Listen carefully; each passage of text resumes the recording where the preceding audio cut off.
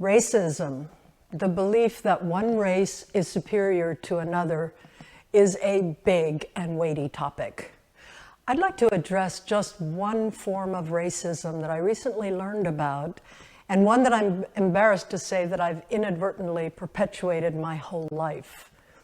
At the end of this brief program, we'll provide additional recommendations for relevant materials on racism that I've found valuable.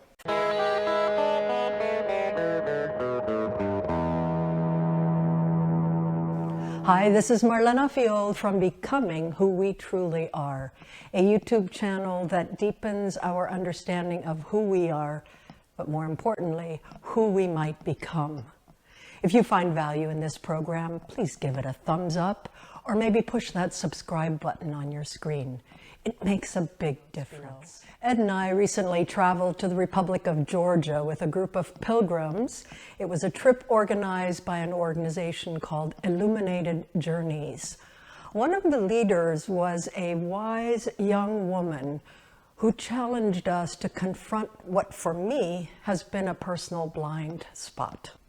I never knew why those of us of European ancestry call ourselves Caucasian. Do you know why?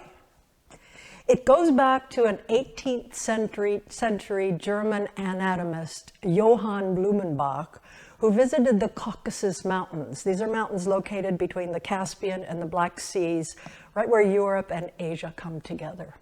Historical accounts claim that this guy Blumenbach was so enchanted with these blue-eyed, light-skinned people in the Caucasus that he labeled them Caucasians.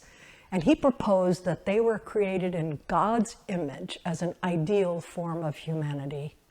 Blumenbach divided the human species into 5 races. Caucasian was the white race, Mongolian the yellow race, Malayan the brown race, Ethiopian the black race, and American the red race. He considered the Caucasians to be the first race on Earth consistent with the then common conception of the Caucasus as a place of human origin. He later asserted that the Northern European type of Caucasian represented the perfect form. 2 things I want to point out here.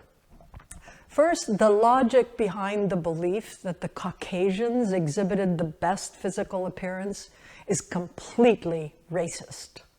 Second, we know that our species first appeared in Africa, so the anthropology underlying the belief is faulty as well. Unfortunately, even though the 5-race typology has been disproven, the term Caucasian still has wide currency in the US.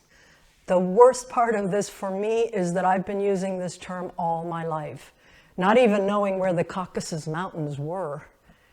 It saddens me to reflect on the countless times that I've unconsciously checked that box Caucasian when filling out forms. And it makes me wonder, in what other ways am I unknowingly perpetuating evil and inaccurate beliefs? Do you ever think about the ways that you might be perpetuating this or other beliefs that are false? Or do you believe perhaps that these beliefs are justified? I'm grateful to have visited the Caucasus Mountains, and I'm grateful to that wise woman on our pilgrimage who opened my eyes to, number 1, the instance of racism in my life, and number 2, the ease of slipping into such mindless bigotry. At the deepest level, this experience has challenged me to open my heart and to lead with justice and love for all people, no matter what the race or circumstances. And at a very practical level, the experience challenges me to critically examine the language that I use and the language of people around me, since I know that language shapes the way I think and behave. If you've found value in this program, please do give the thumbs up or click that subscribe button. It really does matter. Also, please post any comments or questions you may have for me. I am interested and I'll respond promptly. For example, can you think of other forms of hidden racism? In addition, just so you know, I'll be posting a new episode of this YouTube channel each Tuesday at 6 a.m. Eastern Time. For further information on addressing racism, we recommend the following resources. First, a TEDx talk by Candace Watts Smith presenting 3 myths about racism. Also, a TEDx talk by Megan Ming Francis about getting to the root of racial injustice. And again, for a look at my experiences with racism growing up on a remote leprosy station in Paraguay, South America, we recommend my memoir, Nothing Bad Between Us, as well as our new historical novel, Called, release date November 2, 2021. The web addresses of each of these are in the show notes. And remember, we are together on this journey.